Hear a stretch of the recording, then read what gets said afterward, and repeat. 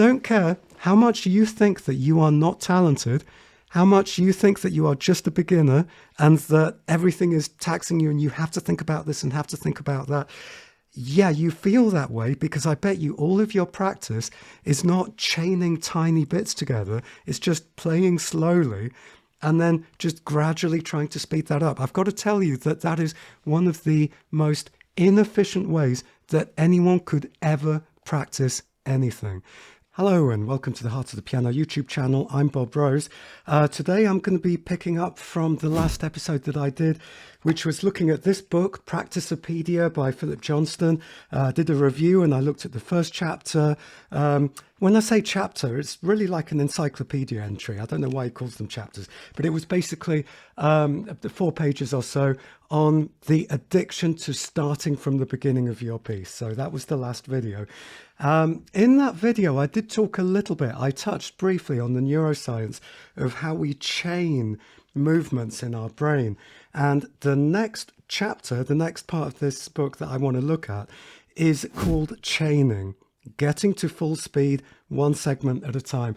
Now, basically, in my opinion, I've gone straight to this particular entry because this really is one of the most underused practice techniques, strategies that would benefit pretty much every single one of my students. So, this is not just beginners or this is not advanced, this is everybody. Beginners in particular can really benefit from this. So in my opinion, this really is absolutely one of the most foundational and most important practice strategies.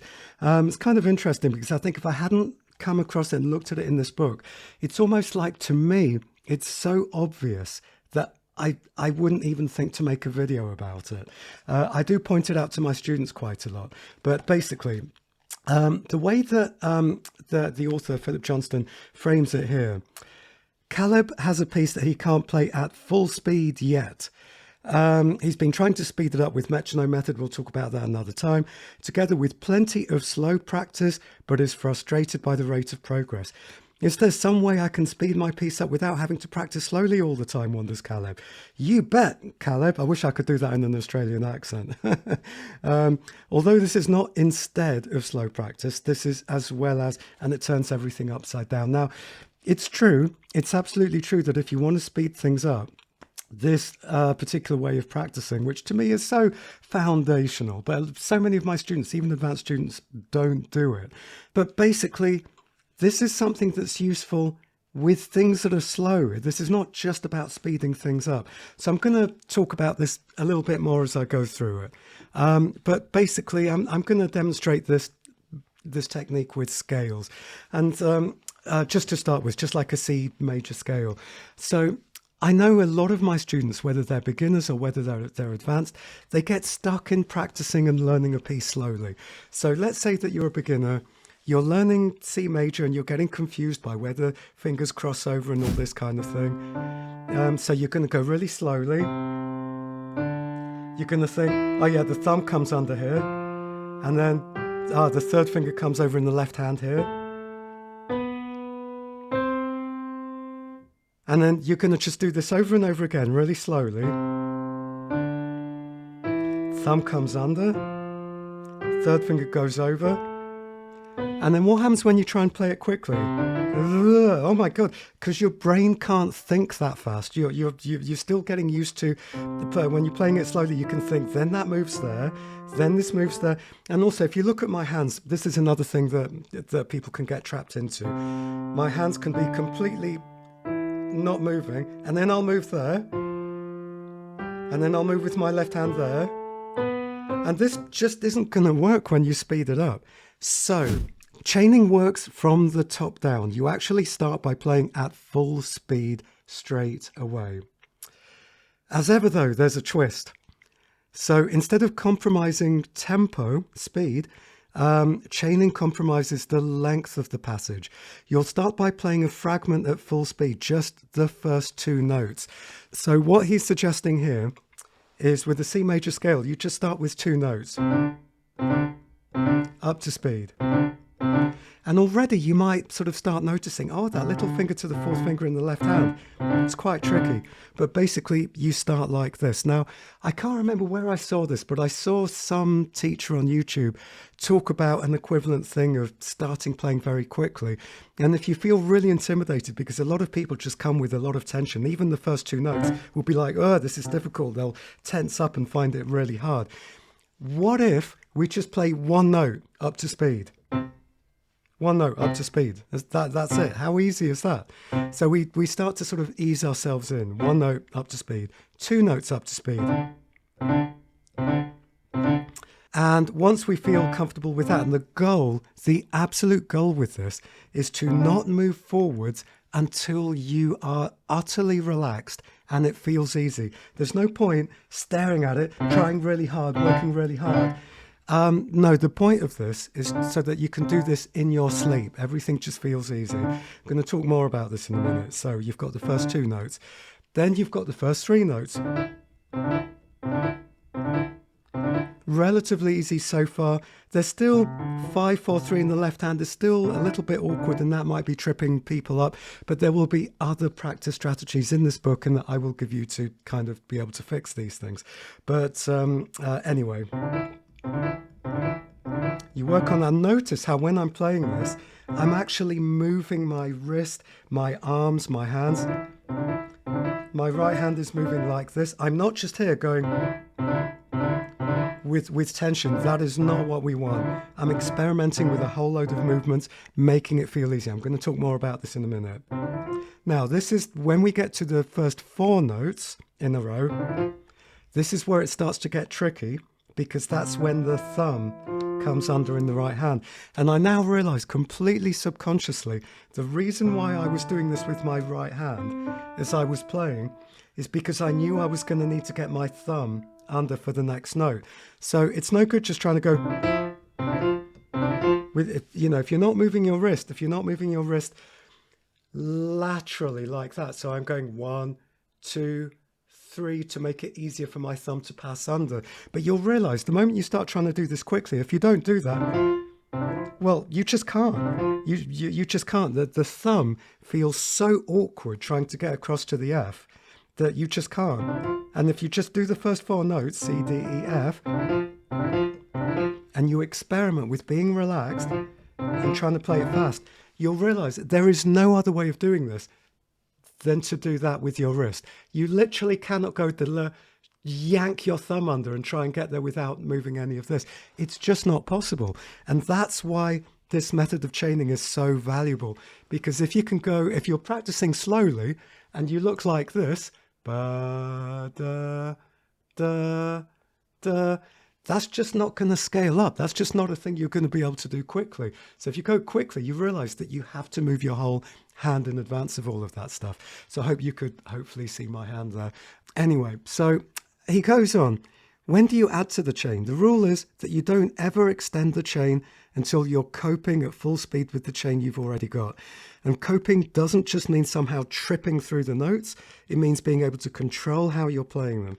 If you can't keep it even or produce the dynamics you want or stick to the bowing, well, we're learning the piano bowing, it isn't relevant here, then your chain shouldn't be growing just yet. After a while, you'll find that your initial chain will stop growing. You'll start to lose control. That's no problem. Simply start another chain somewhere else in the passage. Grow the new chain as much as you can. When it too becomes as long as you can cope with, start another one. Now, I'm going to suggest to all of you guys watching, that's not how I do it. What he's basically suggesting, say we're doing the scale, you just keep adding and adding and adding until you can't do it anymore. So you'd go first 4 until it feels easy. Then add a 5th.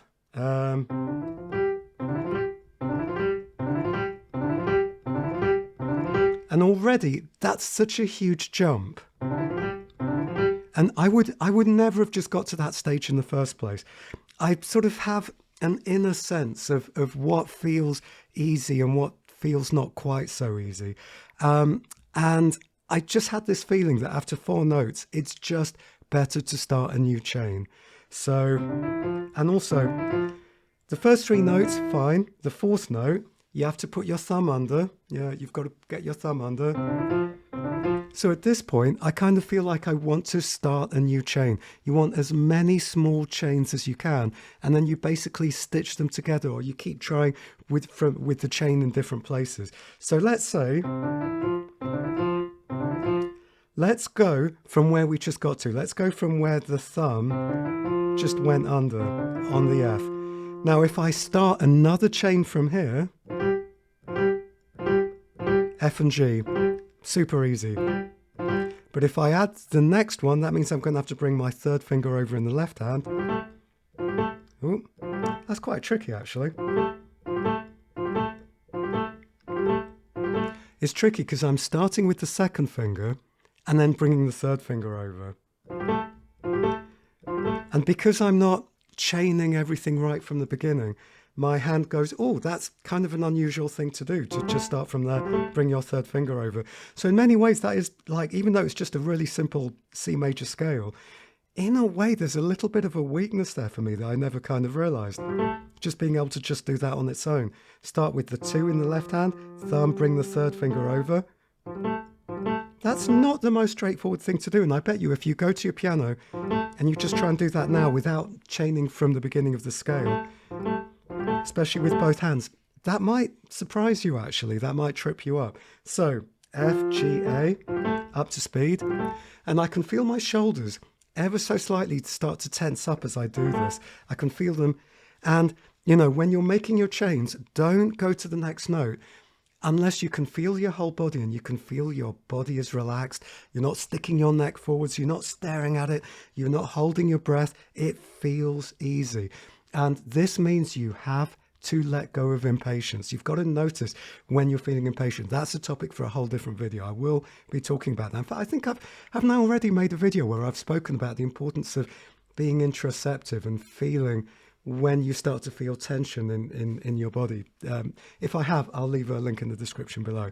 Anyhow, yeah, that feels much more solid under my fingers.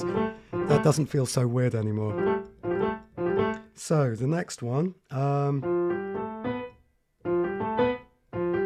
yeah, that feels pretty tricky.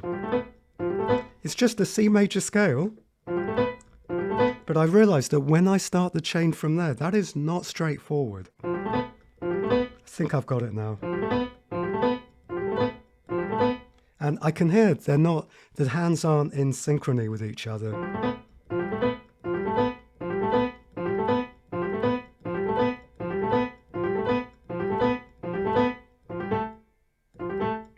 In a way, I'm not ready to move on to that yet. I still don't feel fully comfortable with the 3 notes, but say I was fully comfortable with the 3 notes. Now I've got the 4 notes. So now maybe I can think about playing the first 4 notes of the scale. And let me try now adding the 5th, as I already did that in that sort of separate chain.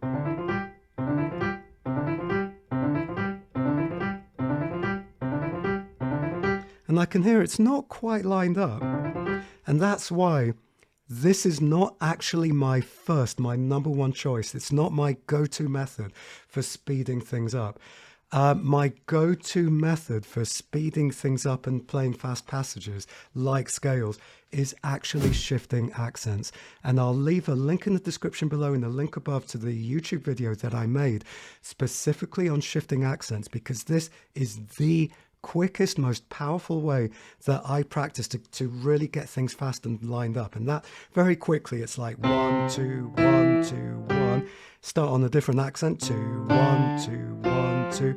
Do it in 3s. 1, 2, 3, 1, 2. Start on a different 3, 3, 1, 2, and so on and so on. Do it in 4s, maybe do it in 5s. And by the time I've done all that, it's super, super even. And that's my go-to method.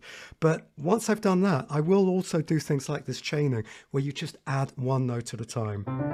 But it's not my go-to method for speeding things up. This is just really how to learn anything, really. Now, I'm going to show you with a different piece how this works in practice. Anyway, so first 5 notes, first 6 notes, and that's the tricky thing. It's bringing the third finger over.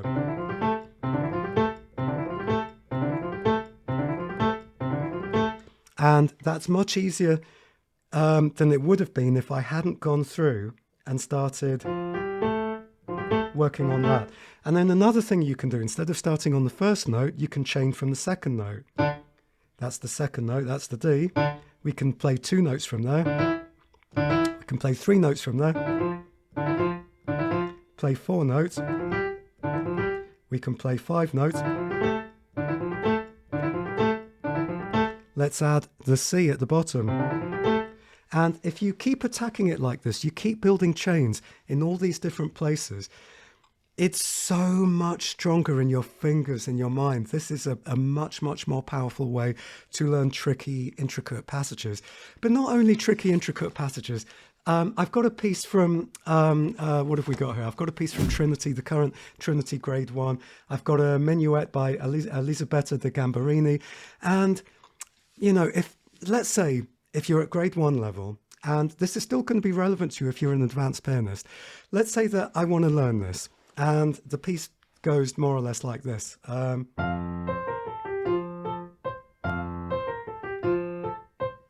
I'm just going to leave it there for now, because even that is not so straightforward.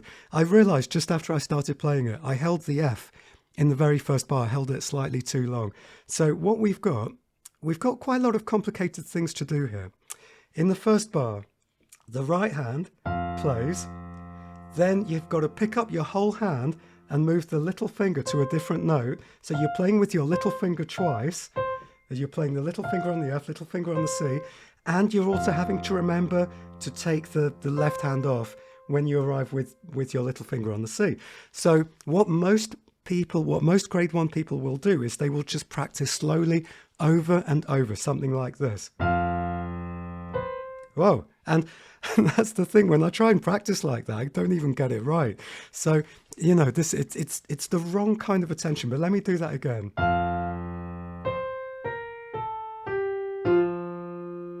And bar 2's tricky because you've got a staccato in the right hand. The left hand isn't staccato. So the left hand stays down while the right hand comes up. And the phrasing is that in the first bar, you've got legato going down to a staccato F. For someone who's Grade 1, this is a lot of stuff to remember. And most people, they're going to approach it really, really slowly, thinking about all these different things, thinking, it's got to be forte as well. So they're going to go...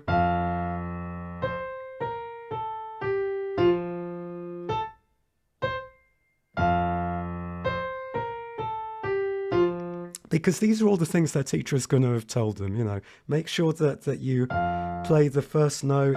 There's a tenuto on the first note. That's sort of, you know, I could talk for ages about what that means, but we want to just basically lean into it a bit, maybe move in an expressive way. We want to then hold on to that F as long as possible, because presumably we're not using pedals. So if I do this, we're hearing too much of that F in the left hand, so we want to hold on to that F in the right hand as long as we can before we then move and then let go of the left hand. Ba-da-da-da-da. We might even be thinking about how we phrase these things. So, da-da. Oh, I held on to the left hand. And then da-da-da-da-da. And now that I'm thinking about it in this segmented way, I can't play it. I literally can't play it in that kind of way. So what we want to do, we want to start building it up in a more holistic way, in a way that feels effortless and easy. So what we do is we approach it 1 note at a time and then 2 notes at a time. So we start, we get comfortable with this. We make sure we're absolutely comfortable with starting this piece. Because it's actually not that easy to start pieces forte with both hands playing on the little finger. So how does this feel? Can we get used to making a nice firm sound with the little finger? And I bet most people won't even notice that. So what this does is it frees up our mind to be able to notice other stuff and listen to the sound. Because when people are like, okay, I'll do this, and then here, and then I do this here, a lot of the time, we just don't have the leftover mental capacity to listen to it or feel it. And it sounds like a beginner. You know, there's ba, ba, da, da, da, da. Because our brain is just completely overloaded from just trying to play the whole thing, even though it's very slow. So if I play just one note, with more of a sense of performance, like I'm going to perform. Already it's going to improve. I can start to listen to the balance between the right hand and the left hand, and how tricky it is to start on the little finger, and how I can play maybe with my arm instead of trying to just do what most of my beginner students will do, or for that matter, most of my advanced students, and trying to play it with my little finger rather than just use the arm to play it. So, we're just playing one note. And then I'm just going to take the right hand on its own and then get used to that jump, because going from 5 to 5 is really tricky. And now I'm going to play the first 3 notes. Something else that I do that Philip Johnson doesn't talk about in this chapter is I like to loop it, seamlessly. When I say loop it, and let's say it's like 1, 2, 1, 2. When I describe that to my students, a lot of the time they want to go 1, 2, 1, 2. But what I find really useful is to make it seamless, to count and keep the counting of the pulse absolutely solid. 1, 2, 1, 2, 1, 2.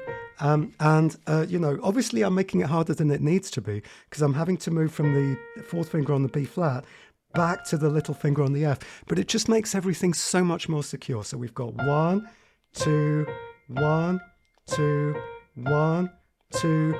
And this is such an important way of practicing, because what I'm doing is I'm getting it in my muscle memory in my fingers. If I'm just playing slowly, everything, 1, 2, 3, most of my students get stuck in that really effortful, everything feels difficult kind of way. And then a lot of my students, when I point that out, they go, but I'm just a beginner. Of course I can't play it the way that you want. No, you can.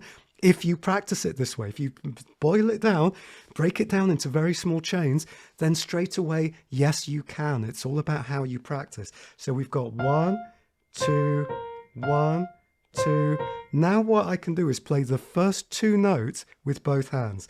And so this is tricky, because it's the rest. By the way, what so many of my students don't do is treat rests as things that need to be played. It's not just nothing happens there. That's why a lot of people will play and just leave the little finger on the F in the left hand, because they just see rest and go, I don't need to worry about it. I don't need to do anything. Whereas actually the left hand is 1, 2. The 2, 1, 2. It's a thing. That silence is a thing. 1, 2. Do you see what I mean? It's not 1 tumbleweed. No, it's 1, 2. That silence is a thing that happens. So 1, 2, 1, 2, 1, 2.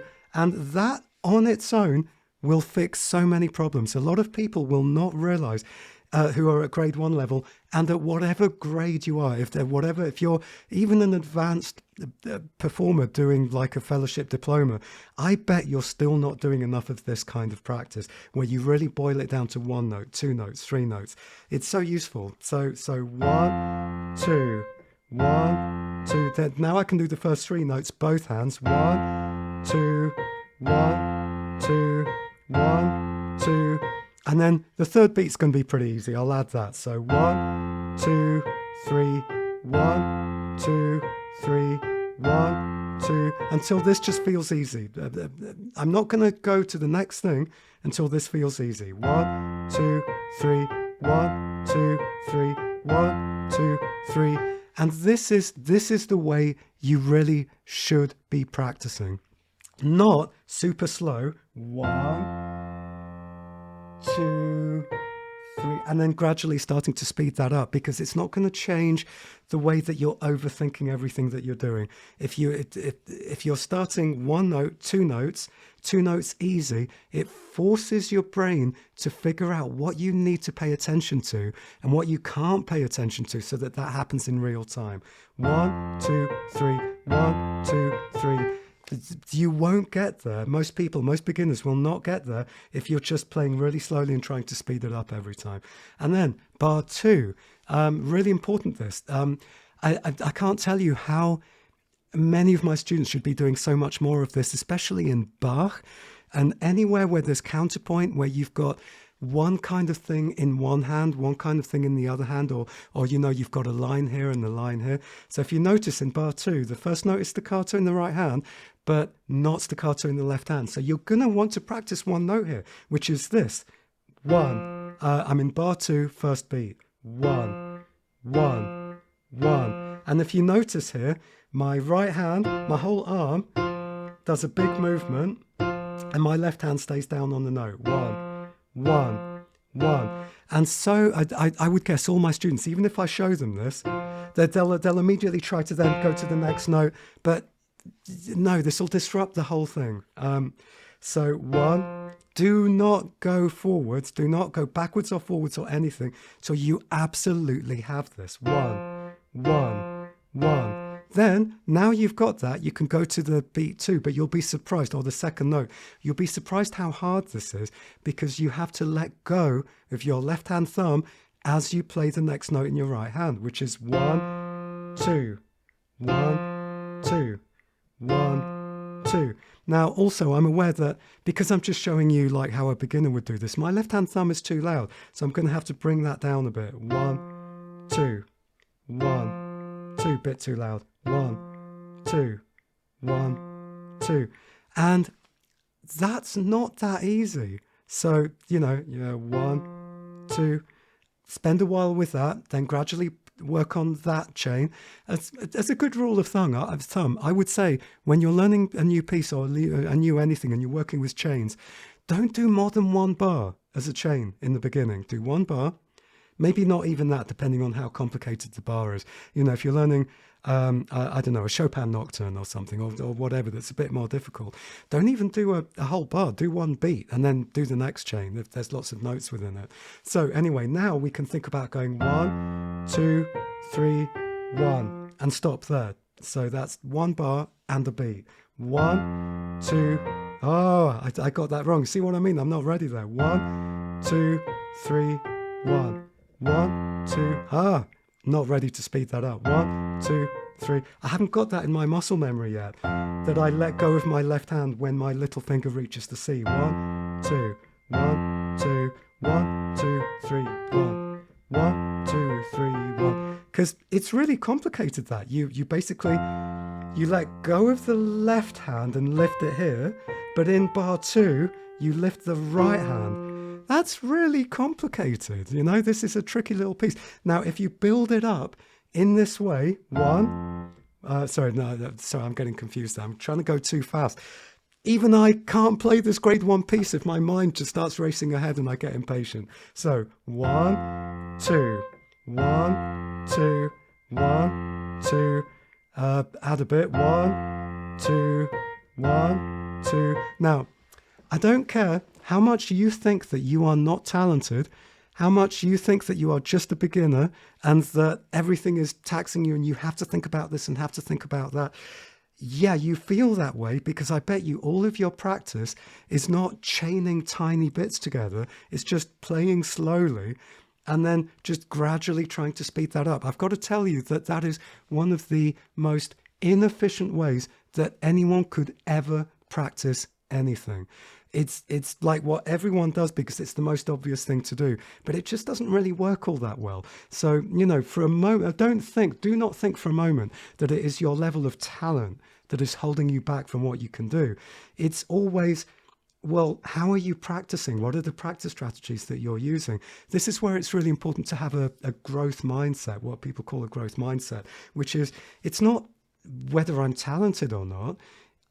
Of course, I'd be able to do it if I just had the right tools and the right strategies. So this is what I'm helping you with. Now, basically, it's always useful to go, well, why don't people practice like this? And even when I show my students, this is how to practice, a lot of the time they don't go away and practice like this. And that's because I'm sure you all know this feeling. You might not think about it, but you all know this feeling. I don't know. Some of you may not know. I'm gonna hope that all of you watching, you all know what a record player is. Hopefully, you might not have used one, but hopefully you know what a record player is. It's like a flat disc, and you put it on a turntable and it turns round, and you lift a needle and you put the needle in the groove, and then as it's turning round, the needle picks up the bumps in the groove and turns it into music. So, like a record player, records. Now, most of us are like records in that once we start playing, the needle's in the groove and it doesn't want to come off. It's like our brain does not want to pick up the needle and stop. So once I start playing the scale, well, that's it. That's it. I have to play the whole scale now. And this happens all the time with students. Every teacher absolutely knows this. It's infuriating. You try to get someone to stop so that you can tell them something, and they won't stop because they're in that groove. They don't want to lift the needle. But it's the same thing as well when we're practicing. The moment we start playing, we want to continue. The brain wants to keep following all the chain and stay in that groove. So in order to do this, we have to keep going. Okay, we play the record and note, lift up. We play the record and note, lift up. We play the record and note, lift up. And this almost always has a little bit of resistance that comes with it. But when it becomes a habit, then, the more of a habit we make it, that we can go stop, stop, stop, stop, play faster, stop, stop, stop, stop. The more that we can make that a habit, we get less and less of that. I really don't want to stop. It's like the body just is craving. It's a craving to just keep going. Every teacher will know what I'm talking about. Watching their students just wanting to deeply carry on. But we need to be able to go up, lift that needle, lift that needle. This is so important. And not only lift that needle, but not have to start from the beginning every single time. And, similarly to the last video, it's really useful that even if we're working on a bar way, way, way in. So let's say that I'm working on, in this minuet, bar 11, and bar 11 goes like, it's a B flat, sorry. So let's see.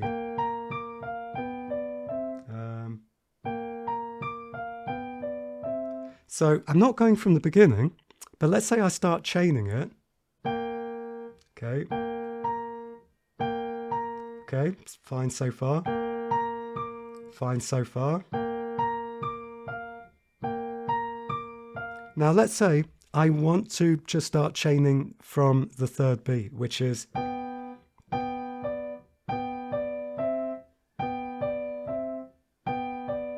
and as another rule of thumb, I think in the beginning it might be really useful to not chain more than 4 notes together without going to the next group.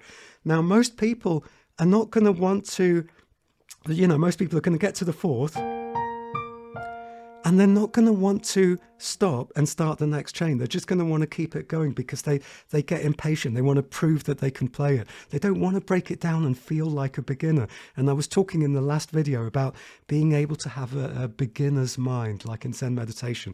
It's okay. It's okay to slow it down and feel like a beginner. Stop. Go to the start a new chain completely from scratch. Wipe my memory.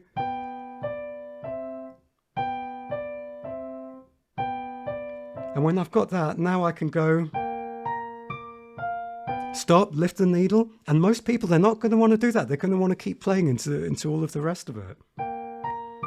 I'm going to play a little bit more up to speed. Stop. See, even there, I wasn't quite ready for that. And so on and so on. So basically, I can't overemphasize, not just with chaining, but with any kind of practice that you're doing. It's such an important habit to get comfortable with the feeling of you're playing and you just lift the needle. You don't have to keep on playing. That is one of the biggest root causes of not learning pieces effectively, quickly. When I say quickly, I don't mean impatiently. I just mean if you're always carrying on instead of stopping and fixing things, obviously it's going to take you much longer to learn that piece and it's never going to be as good. It's always going to be more scratchy. If you want to really fix something, you've got to keep on stopping. You go back. You stop, you go back. Hopefully that's kind of obvious, but our brains don't kind of like it when we do that. But if we build the habit, it's okay. It gets used to it, And so back to the book, Philip Johnston does point out Sometimes it's not always easy to feel confident and to have like what I call that growth mindset. And the growth mindset basically means a feeling of I can do this. Even if I can't do it right now, that doesn't mean I'm just incapable of it, that I don't have the talent. It just means I can't do it yet. I will figure it out. Or it's just something, I don't have a piece of information. I don't have a strategy. There's something I don't have yet. I will find it until I can figure out how to do this. So one of the little sections here, getting beyond I can't. As soon as your very first chain is in place, even if it's short, in fact, even if it's one note or two notes, it's much harder to undermine yourself with thoughts such as, I can't play this passage at full speed. I'll never be able to play this passage at full speed. And, that is the opposite of what a growth mindset is. Instead, you're able to say, there are 44 notes in this passage. I can already handle 3 of them at full tempo, at full speed. By this afternoon, it will be 6. By tomorrow, it will be 14. And again, I'm just going to warn you a little bit there. Sometimes it's good to have those kinds of goals, but sometimes that can introduce tension, and sometimes that can make everything a bit too goal orientated. And I'll talk about this another time. Sometimes it's good just to have a beginner's mind and not worry about how quickly you're getting there, but just go, yeah, I can play 3 of these up to speed. That's great. And then the rest, it will take as long as it takes. So as the number of notes that form part of a chain grows, so will your confidence. Playing fast is not some far off, maybe one day thing. You just did play fast. And, this is so important. And I think if more of my students sometimes use this way of practicing, instantly, I know so many of them would just instantly get so much more confidence. The lack of confidence comes from only ever playing slowly and trying to speed up, because that does not work all the time. It really doesn't. He then goes on to say, when chains won't link, every so often you'll come across chains that simply refuse to link. This is not a sign that these sections will always be unlinkable, but there are 2 things you need to try if you want to make further progress. So instead of trying to link all of the first chain to all of the second chain, try just working on the join itself. So similarly to what I was saying before, it's not always going to be helpful to put together, like coming back to the example of a C major scale, and then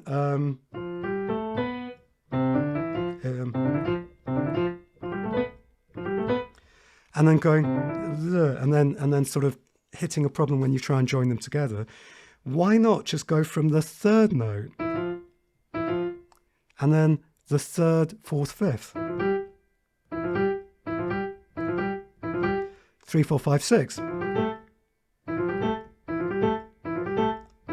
That makes a lot of sense because I start with my 3rd finger in the right hand, 3rd finger in the left hand. Now, yeah, and so we don't have to keep chaining from the same places in separate chains. We can keep moving those chains. But something else that we can do, I'm not sure if Philip Johnston covers this in any other chapter, but this is something that I sometimes quite like doing or suggesting to my students. Say that the join is the problem. Let's say that the left hand is the problem when we come and bring the 3rd finger over. Well, what we can do is, let's say that we go from the thumb on the G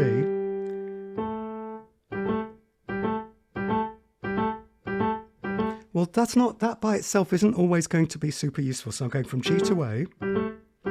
But what I can do is I can go forwards, backwards, and back 1, forwards. So the difficulty here would be the G to the A in the left hand. But what I can do is I can go forwards, backwards to the F, forwards to the A, backwards to the F. So.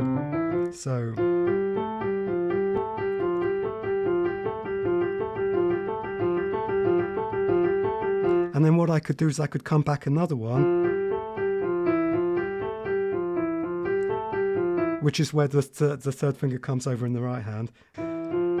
So.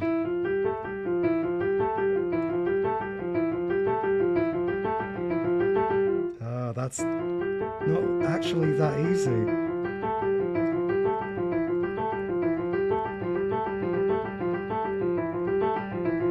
And And I'll do that until that gets really comfortable. So this is like scrubbing forwards, scrubbing backwards, you know, and that can be really, really useful as well. I think that's a technique that he doesn't really address here. Also, he does bring up a really good point here. Instead of leaving it at, I can't link these, try to find out why by clearing obstacles. And so this is a different chapter I'll talk about another time. But, you know, the whole point of clearing obstacles is to basically try and be a bit of a detective. And I'm always talking about this with my students. Why am I having problems with this? So like I was saying, you know, at the beginning of this video, if I'm having problems getting my thumb to the F in the right hand, the problem might be up to speed that I'm trying to do something that looks like this, and my thumb just won't get there. And no matter how many times I might try and do it and hit a wall, what I might not be doing is going, well, what am I feeling? What are all the different ways that my hand can move, that my wrist can move, that my fingers can move, that my elbows can move? Is there something here that I'm doing that is blocking, that is inhibiting my ability to get to that note? And then I realize, if I move my elbow out, if I move my elbow to the side as I'm moving up to that note, it gets easier to get my thumb to that note. So instead of going I can't reach it, why can't I reach it? I can go, as I'm playing these first three, move my elbow out. Now I can reach it. So, you know, it's a question of just taking a little bit of time and going, why am I having a problem with this? And stop just stubbornly trying to just move your fingers, because so many of my students just don't think about how their hand is moving, their wrist is moving. They just try and move their fingers and go, why am I having a problem? Well, you have a body. Experiment with, you know, what you're doing with that body. Something else that he points out, chaining is just one of many practice techniques. So if your chain doesn't quite end up covering the whole piece, don't panic. Like I said, really, if you want to get things fast, then my technique of shifting accents is even more important of getting things quickly. Again, there's a description below for that. But also, sometimes when this topic comes up in lessons, some of my students who've not been with me from the beginning say that they have this very strong belief from either previous teachers or from YouTube videos that you must always start slowly. If I'm learning a scale, you must, or anything that's difficult, you must start slow. And you should never just start learning it fast. Now, I'm not sure I always agree with that. You know, sometimes there are times when you want to just go, whoa. But there, I'm rushing through it too much. You know, you just build it up bit by bit, make it feel easy. But what you don't do is do this instead of practicing slowly. You're still going to practice slowly, but once you've got this, say you've got all the way up to the top of your scale,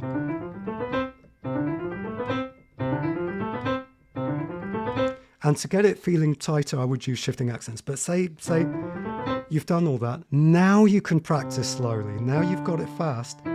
Now you can slow it down and pay attention to what's going on, because you've already worked out how your mind pays attention to stuff when you go fast. So when you slow it down, you've now got all this space for your mind to be aware of how things feel, rather than just trying to go really slowly, staring at everything, staring, thinking that goes there, and then wondering why you hit a wall every time you speed it up. So yeah, I mean, you know, there are times when you do want to start learning a piece of music slowly. There are times when you want to start learning it fast. This is not the video where I'm going to try and explain to you rules for when you do this and when you don't. You're just going to need to experiment. But basically, don't only use this. Once you've got a small section, say we've got that up to speed, maybe now experiment with slowing it down and seeing how everything feels as you get there.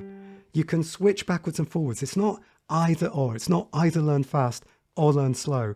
You kind of use both of these things. So anyway, I hope that was useful for you. If any of you have any questions, please do let me know in the comments below. I feel like I should have maybe spent more time on this. If you think that maybe you'd like to see me talk a little bit more about this and how it applies to advanced pieces, please do let me know. Although, really, you just do the same thing, but with more difficult pieces. But, if you've got any questions about this, please do let me know. I'll be doing more chapters from this book and talking about more essential fundamental practice strategies and techniques. So please do, if you enjoyed the video and if it was useful, please do support the channel by pressing like and subscribe. And if you want to be notified about future videos, click on the bell icon. And yes, I still have spaces in my studio for online students. So if you're interested in me as an online teacher, there'll be a link to contact me in the description below. So go and do some practice, or go watch more of my videos, and take care. Goodbye. Go enjoy yourselves.